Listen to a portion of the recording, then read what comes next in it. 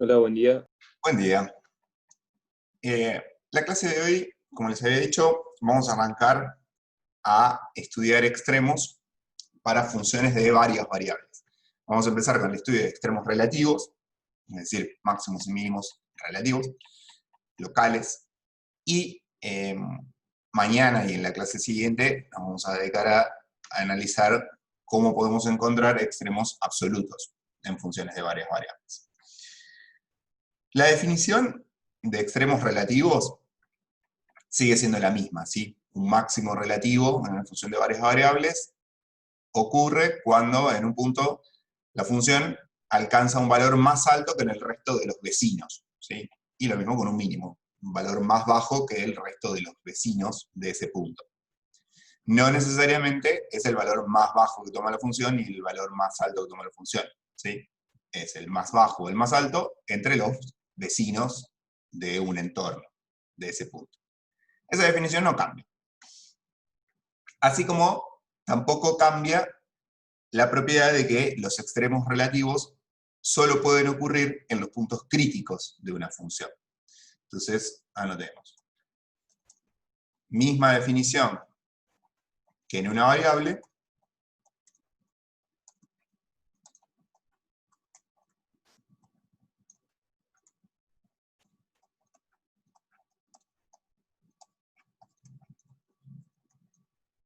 y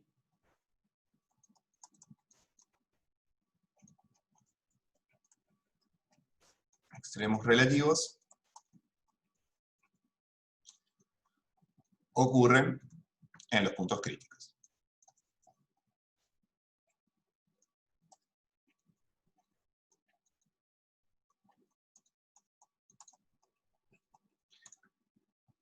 Con la misma salvedad, recordemos que es una variable. Esto quiere decir, si hay un extremo en algún lugar, y en general un punto de continuidad de la función, porque nosotros se acuerdan cuando hablábamos de críticos nos reservábamos solo para los de continuidad. Decíamos, si hay un extremo, es porque ese punto era un crítico. Pero no necesariamente todos los puntos críticos son extremos. Eso se sigue cumpliendo. Ahora vamos a ver en un ratito nomás cómo hacemos para darnos cuenta de esto.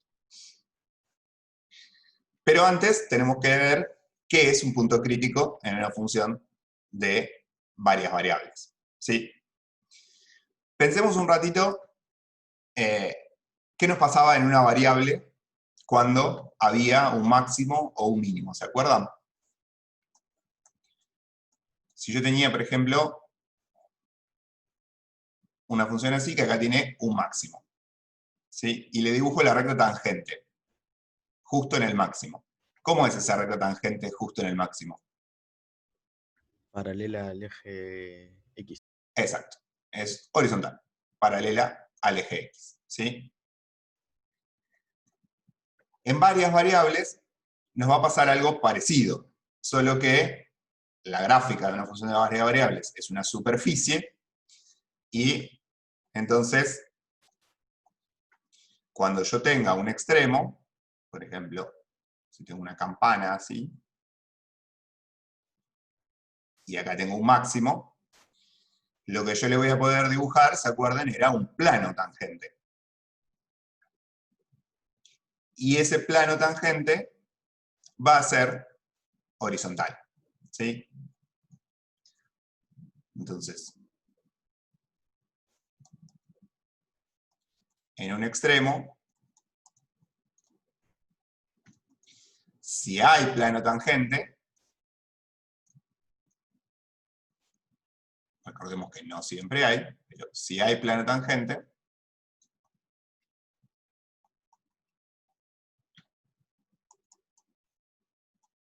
ese plano es horizontal. ¿Sí? Esto sigue todo siendo muy similar a lo que era en una variable, solo que traducido ahora a gráficas en el espacio.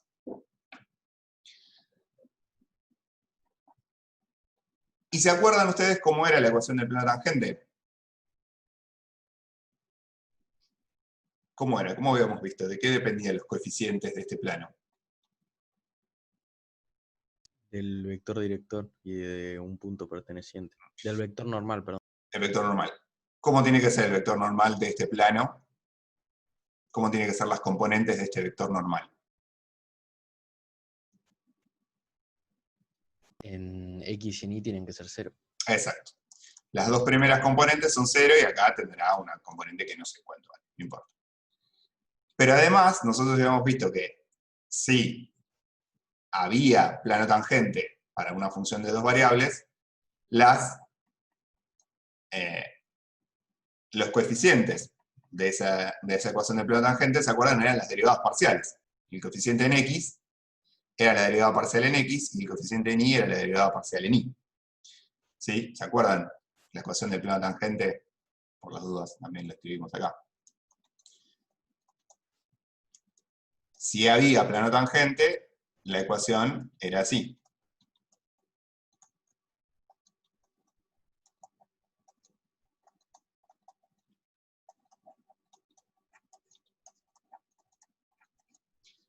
Entonces el coeficiente en X era la derivada parcial en X y el coeficiente de la Y era la derivada parcial en Y.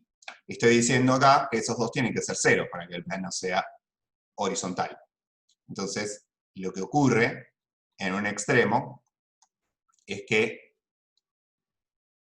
la derivada parcial en X, en el punto donde hay un extremo, me tiene que dar 0, y la derivada parcial en Y, en el punto donde hay un extremo, me tiene que dar 0. ¿Sí? Para que justamente el plano tangente ahí sea horizontal. Y esa va a ser entonces una de las condiciones para decir que ahí va a haber un punto crítico. Vamos a buscar dónde estas derivadas parciales valen 0. Recordando, la propiedad es que si hay un extremo y había plano tangente, tenía que ser el horizontal, entonces las derivadas parciales tienen que ser 0. No necesariamente en todos los lugares donde las derivadas parciales valen 0 va a haber un extremo, pero sí uno lo que hace es reducir la cantidad de candidatos posible. Igual que hacemos en una variable, ¿se acuerdan? Cuando en una variable queríamos buscar extremos de una función, buscábamos donde la derivada se anulaba, donde valía 0. Y sabíamos que no necesariamente en todos los lugares donde la derivada vale 0 iba a haber un máximo o un mínimo. Después teníamos que hacer el análisis de crecimiento para ver si efectivamente en esos puntos críticos había o no extremos. Esto es lo mismo. Entonces, vamos a armar la definición de punto crítico. Vamos a decir,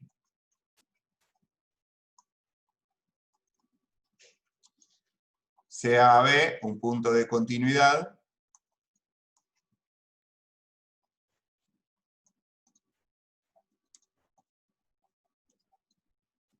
de f de x, y. Entonces, es un punto crítico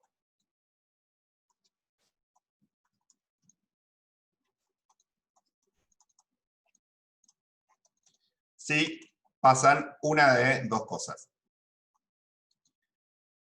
O bien, el gradiente evaluado en ese punto es el vector nulo, ¿sí? Es esta condición de acá, es decir, que las dos derivadas parciales me dan 0. O bien, no existe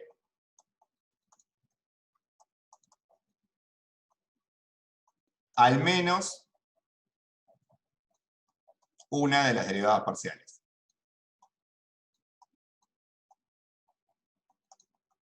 ¿Se acuerdan que esa era la otra posibilidad para hacer punto crítico en una variable? Que la función no fuera derivable. Que nos daba lugar, ¿se acuerdan?, a los puntos angulosos, y esos también eran candidatos a ser máximos o mínimos. Acá, como derivadas parciales tengo dos, con que no exista una ya, me alcanza para que esto clasifique como punto crítico.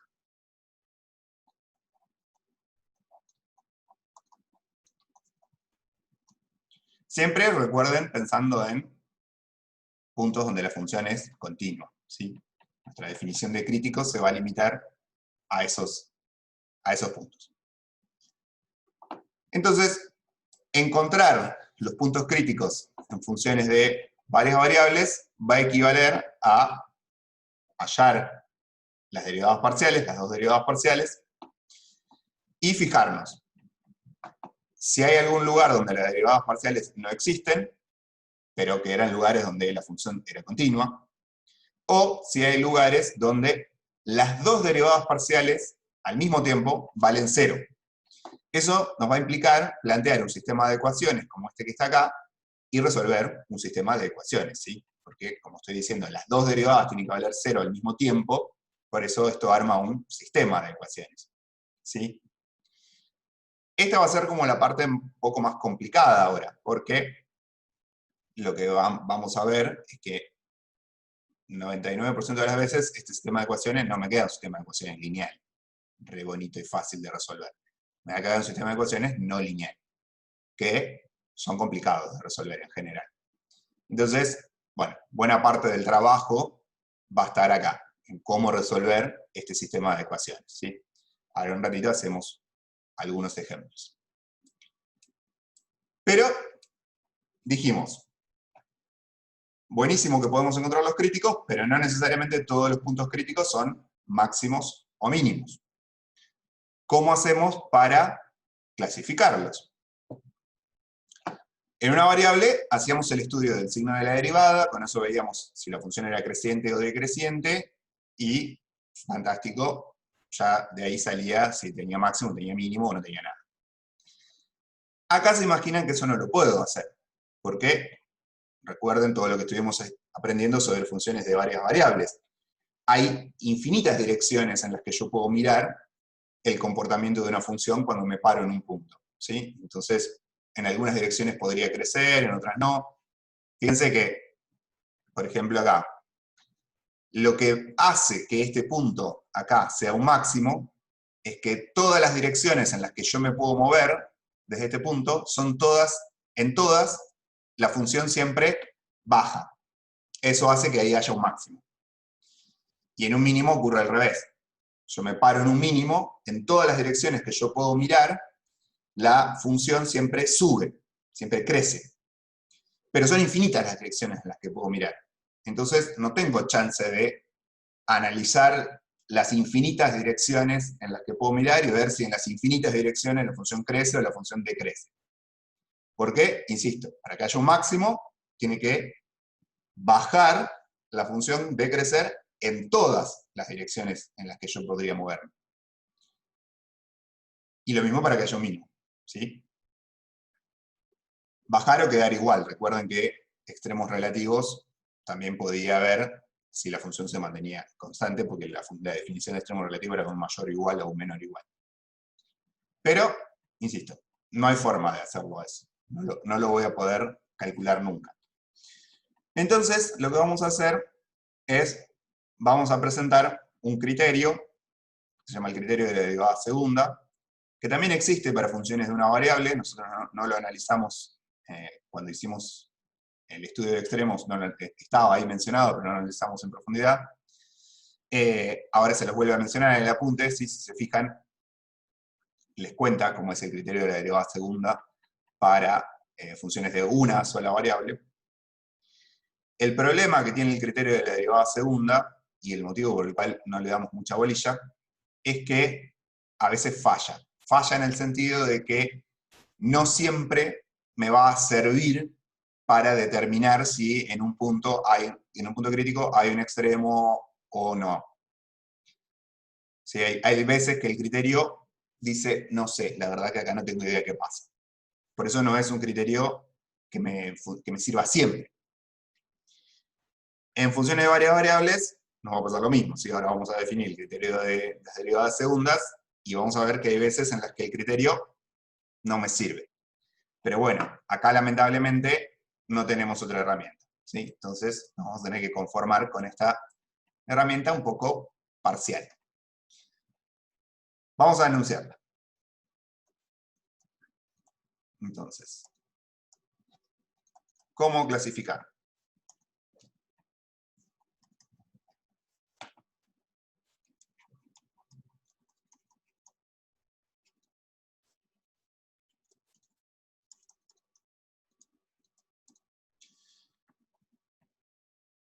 Supongamos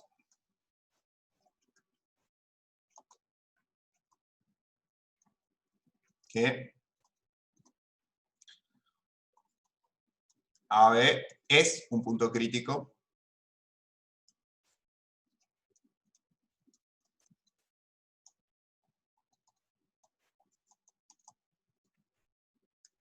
de f de x,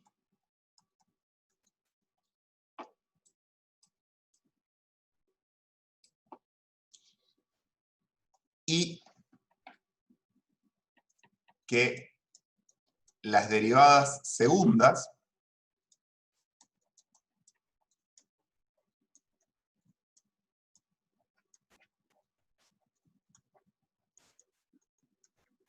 de f son continuas en AB.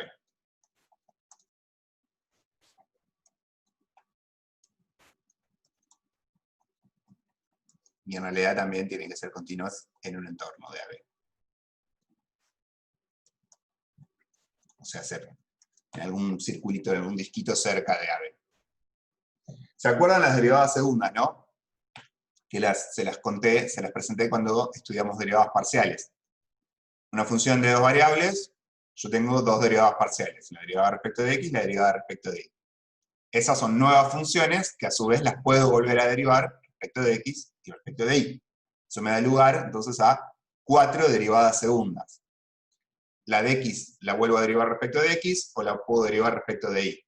La de y la vuelvo a derivar respecto de y o la puedo derivar respecto de x. Entonces me queda fxx, fii, fxy y fix. ¿Se acuerdan de eso?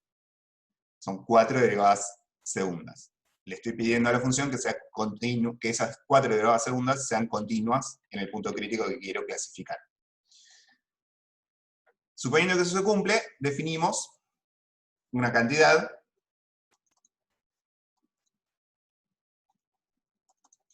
D que depende del punto AB. Se le suele llamar discriminante a veces este D. Depende del libro que uno lea. Pero se calcula como la derivada segunda de x dos veces, evaluada en AB, por la derivada segunda en y dos veces, evaluada en AB, menos la derivada respecto de x y después respecto de y, evaluada en AB, al cuadrado. Una observación que vamos a hacer, la tienen hecha en el apunte, si las derivadas segundas son continuas, se cumple que la derivada respecto de x y después respecto de y da lo mismo que la derivada respecto de y y después de respecto de x. ¿Sí? Las derivadas cruzadas, se llaman estas, son iguales, si es que son continuas. Si no, no tienen por qué ser iguales. Se llama el teorema de Clairaut. Bien, entonces, esta cantidad de ese discriminante es el que nos va a ayudar a clasificar los puntos críticos de una función de dos variables. ¿Cómo? Con una lista de criterios acá. Dice, si D, evaluado en este punto AB, es mayor que 0, estrictamente mayor que 0, y la derivada segunda en x, dos veces, también es estrictamente mayor que 0, entonces hay un mínimo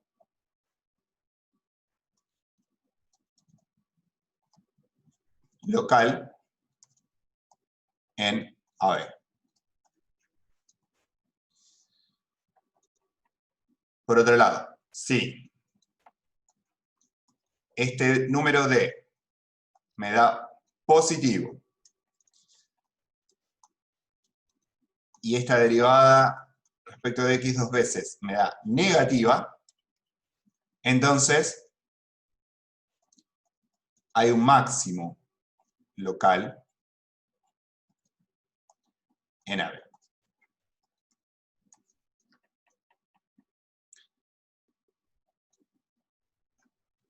Si este D me da negativo, estrictamente menor que 0, entonces no hay ni máximo ni mínimo en ese punto AB. Se llama un punto silla en ese caso. Y ahora vemos por qué.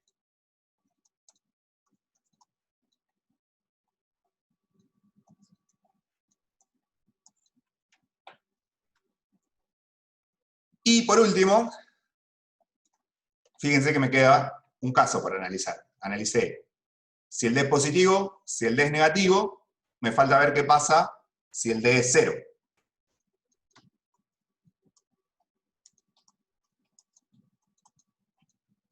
Y acá es donde se nos pincha la cosa. Si el D es 0, el criterio no decide.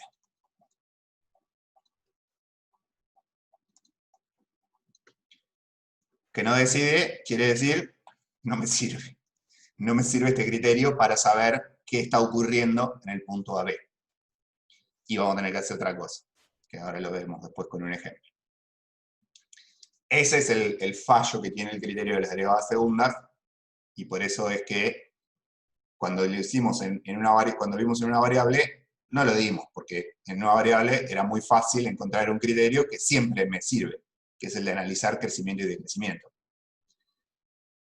En varias variables, como eso no es posible, bueno, nos contentamos con este otro criterio que, bueno, me da resultados parciales. A veces funciona y a veces no. Quiero aclarar que hay criterios que me permiten decidir de manera correcta siempre. Bueno, con algunas condiciones, pero que no tienen esta falla. Ocurre que para estudiar esos criterios deberíamos ver varios otros temas antes que escapan al contenido de esta materia, ¿sí? Incluso la demostración o el por qué esta cuenta me permite a mí saber si una función de dos variables tiene o no un máximo o un mínimo, también se escapa de los temas que vemos en la materia, ¿sí? Eso requeriría hacer una cosa que se llama la serie de Taylor, en varias variables, ¿sí? Hacer un análisis de esa serie, bueno, no nos vamos a meter en eso. Para lo que nosotros queremos hacer en matemática A y para lo que podemos llegar a usar estas cosas en la práctica de ingeniería, esto en general alcanza, ¿sí? Porque, como les contaba ayer, van a ver que usualmente los problemas de optimización en ingeniería que se pueden resolver analíticamente son muy poquitos, ¿sí? Por lo general, se terminan resolviendo en forma numérica, haciendo cuentas con una computadora. Entonces, para los problemas que vamos a querer resolver en forma analítica, esto está bien, ¿sí? Con esto nos alcanza. Bien. Esto entonces es toda la teoría, digamos, sobre extremos de funciones de varias variables.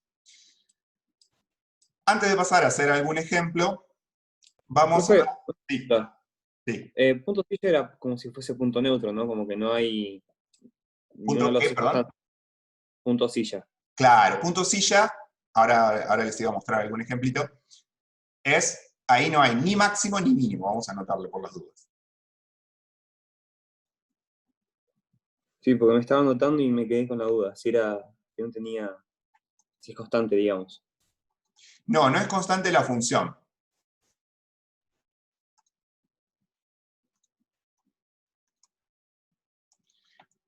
El equivalente en una variable es lo que le pasa, por ejemplo, a x cubo. X cubo, ¿se acuerdan? Hace... no, vamos a borrar esto que está horrible.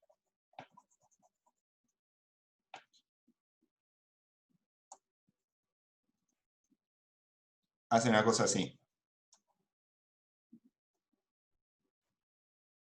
¿Se acuerdan?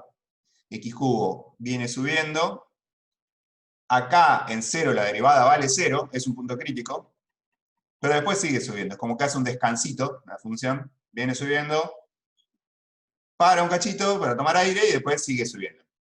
¿Sí? Ese sería el equivalente en una variable de lo que es un punto silla en una función de varias variables. Se llama punto silla, ¿saben por qué? Por el paraboloide hiperbólico. ¿Se acuerdan del paraboloide hiperbólico? El que tenía la forma de silla de montar o de papa Pringle.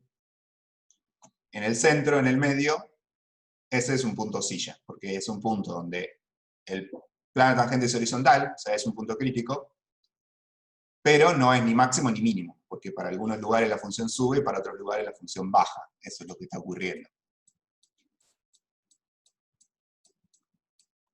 Vamos a mirar algunos ejemplos.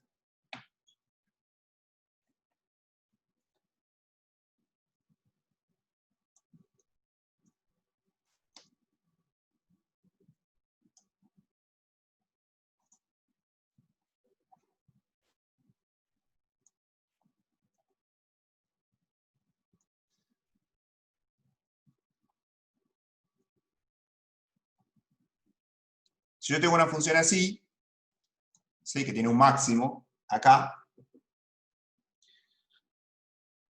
fíjense qué pasa si yo hago las curvas de nivel de esta función. ¿Sí? Supongamos que la dibujé acá, centrada.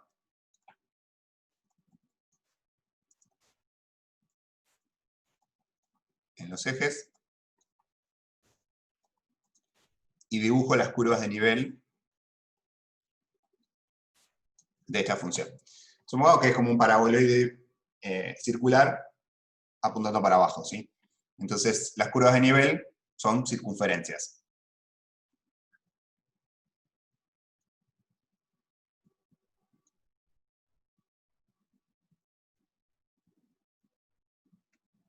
Supongamos que esto era una circunferencia.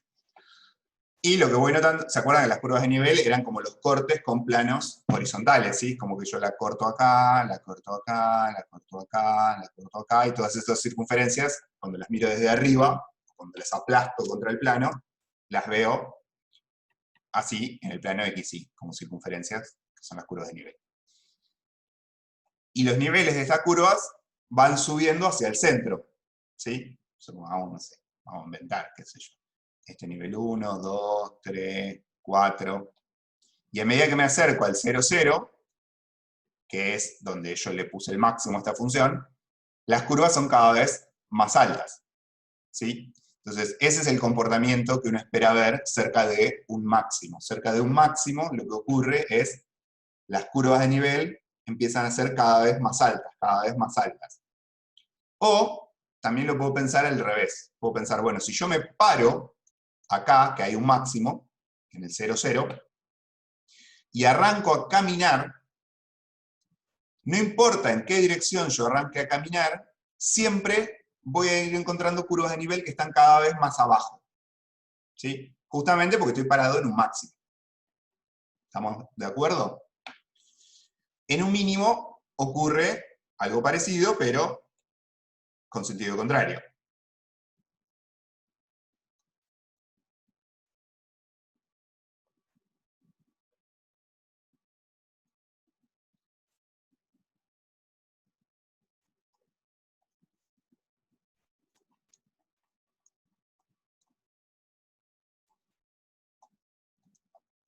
Las curvas de nivel, en este ejemplo que dibujé yo, también van a ser circunferencias.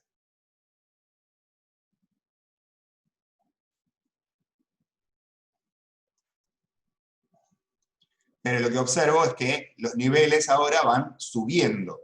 ¿Sí? Poner acá era 1, 2, 3, 4. Como en 0, 0 hay un mínimo para esta función, si yo me paro el 0, 0 y arranco a caminar, no importa en qué dirección camine, en todas las direcciones siempre me encuentro curvas de nivel que van subiendo. Cada vez están más altas. ¿Sí? ¿Qué pasa? Por ejemplo, y vamos a ver qué me sale.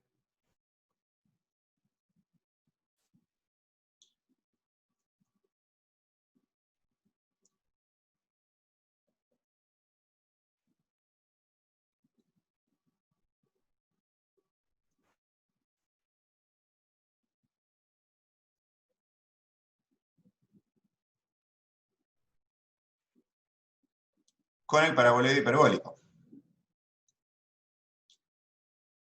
¿Se acuerdan del paraboloide hiperbólico? Decíamos recién, es este que tiene la forma así tipo de papa Pringles, ¿sí? De silla de montar, también se le dice.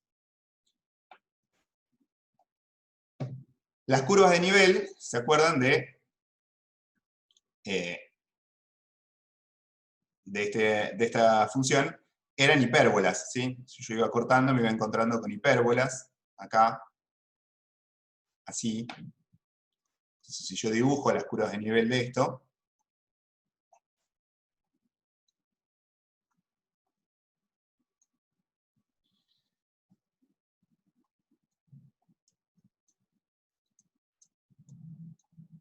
vamos a poner los ejes así, tiene sentido.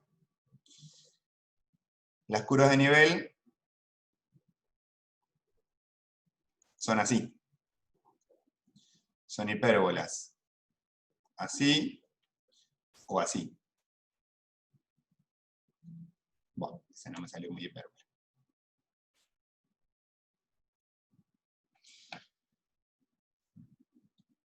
¿Y cómo son los niveles? Fíjense, estas hipérbolas, esta es esta de acá, que a medida que yo me alejo del 0, 0, van bajando de nivel, ¿sí? Pongamos que esta es menos 1, menos 2, esta es menos 1, esta es menos 2. En cambio estas, a medida que yo me alejo, van subiendo de nivel. ¿Sí? Esta es nivel 1, nivel 2, nivel 1. Los números los estoy inventando, por supuesto, ¿no? Entonces, ¿qué pasa? Cuando yo estoy parado en el 0, 0, si camino para aquel lado, me encuentro con curvas de nivel que van subiendo. Es como que estoy parado acá y empiezo a caminar así o así. La gráfica de la función sube. Pero, si empiezo a caminar, por ejemplo, para aquel lado, o para aquel lado, las curvas de nivel que me encuentro son cada vez más bajas. Estoy parado acá y arranco a caminar para allá. Entonces me empiezo a caer. Por eso es que este punto, el 0, 0, para esta función, a pesar de que es un punto crítico, ¿sí? Si uno calculara el plano tangente acá, me da horizontal, las derivadas parciales valen 0, ¿sí? Háganlo, después pongan la función cuya gráfica es el paraboloide hiperbólico, ¿sí? Que es esta.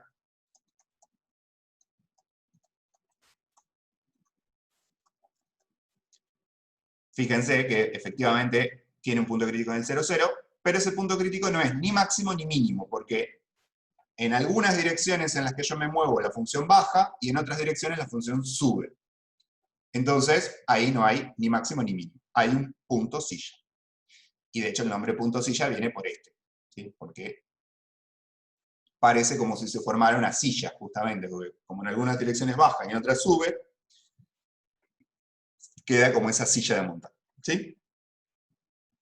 Entonces, esa es una manera de ver qué pasa con los puntos críticos de una función analizando curvas de nivel. Y de hecho,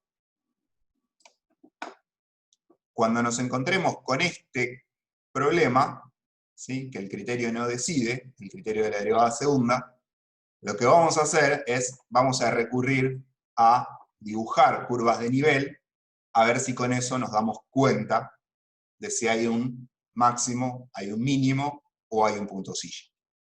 ¿Sí? Recordemos, por las dudas, una de las tres cosas tiene que ser el punto crítico, ¿sí? Un punto crítico o es un máximo, o es un mínimo, o es un punto silla. Sí o sí es una de esas tres cosas. Cuando D me da 0, no quiere decir que no hay ninguno de estos, quiere decir no sé lo que pasa. De alguna u otra manera tengo que poder contestar. Y lo vamos a hacer haciendo curvas de nivel. ¿Sí?